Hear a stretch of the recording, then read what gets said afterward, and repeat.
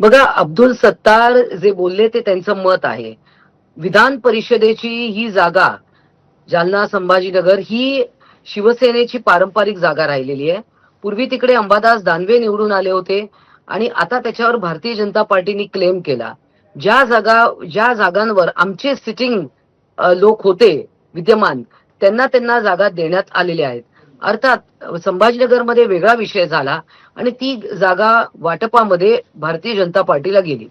निश्चितच एक कार्यकर्ता म्हणून, एक शिवसैनिक म्हणून अब्दुल सत्तार यांनी त्यांचं मत व्यक्त केलं. त्यांना त्यांच्या मुलाला उभं करण्याची इच्छा होती, काही लपून राहिलेलं नाहीये.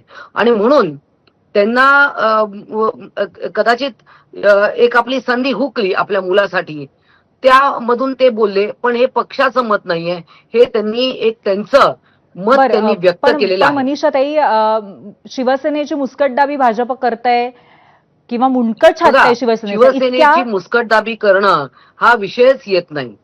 जागा वाटपांमध्ये अशा प्रकारची रस्सीखेच ही होत असते. मग ती कोणतीही निवडणूक असो, मग ती लोकसभेची असो, विधानसभेची असो, वॉर्डाची देखील, एखाद्या ग्रामपंचायतीत पण निवडणुका होतात, कुठल्याही स्तराची निवडणूक हो, तर रस्सीखेच चालू असते.